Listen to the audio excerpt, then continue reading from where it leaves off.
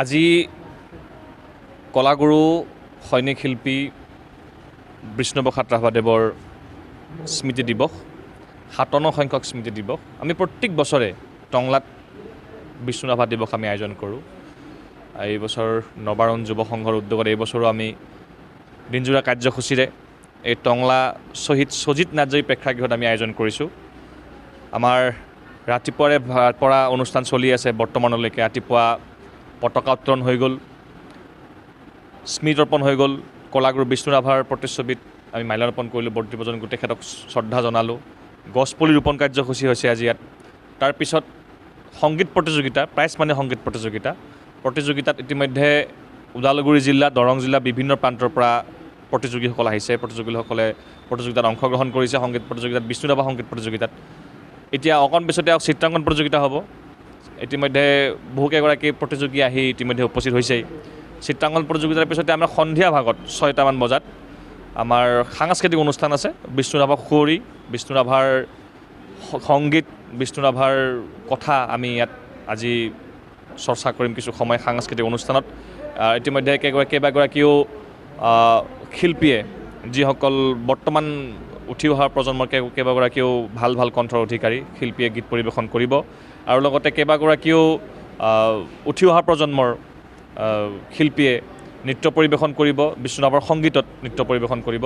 আৰু টংলাৰ আমাৰ স্থানীয় এটা নপুৰ কালচাৰ একাডেমী বুলি আছে, একাডেমীৰ ফালৰ পৰা এটা বিশেষ নৃত্য তেওঁলোকে যুগুত কৰিছে, নৃত্যটো প্ৰদৰ্শন কৰিব।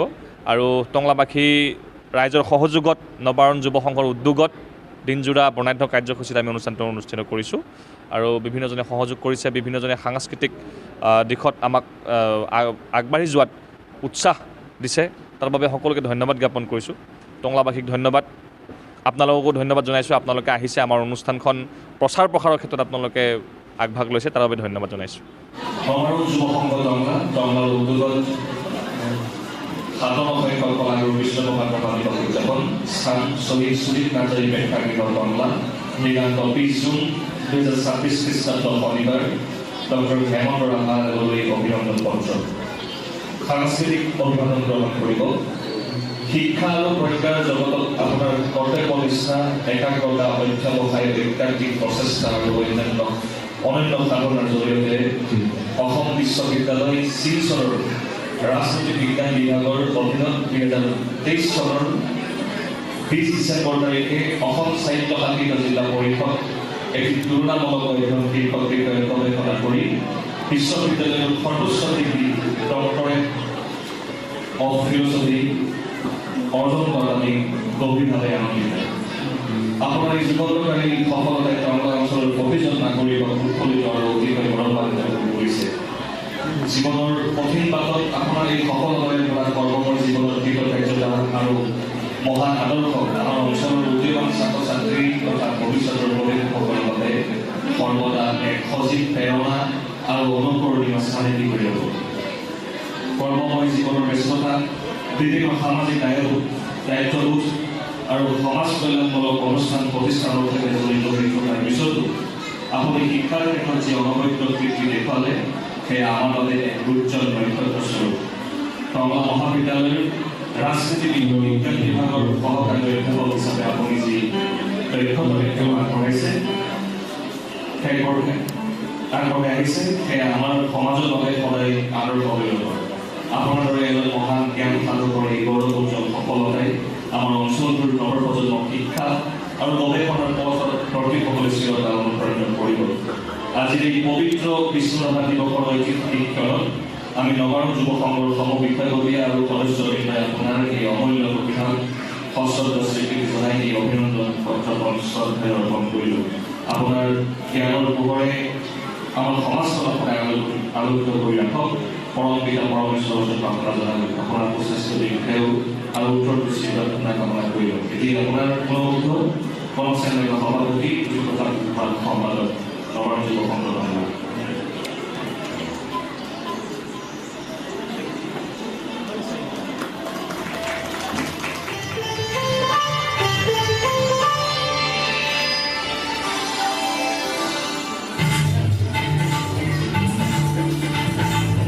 Hola, hey, nasi wagi, holy.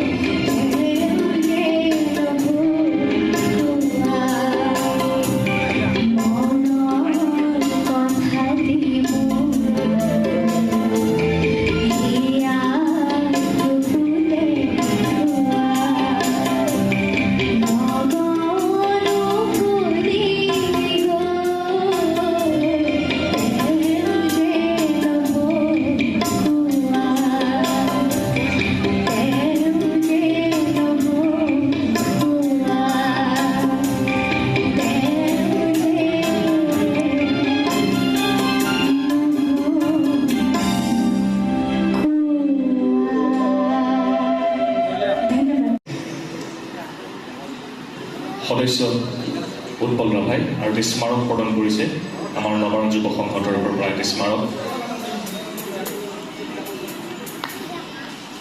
যিটো কিছুমান ছাত্ৰ নেতা সদৌ অসম ছাত্ৰ সন্থাৰ হৈ দীৰ্ঘকাল সময় অতিবাহিত কৰা, বৰ্তমান BPF-ৰ গুৰু দায়িত্বত আছে জন্তদাই, কেন্দ্ৰীয় সমিতিৰ সম্পাদকৰ দায়িত্বত আছে। আমি জন্তদাক ধন্যবাদ জ্ঞাপন কৰিছোঁ।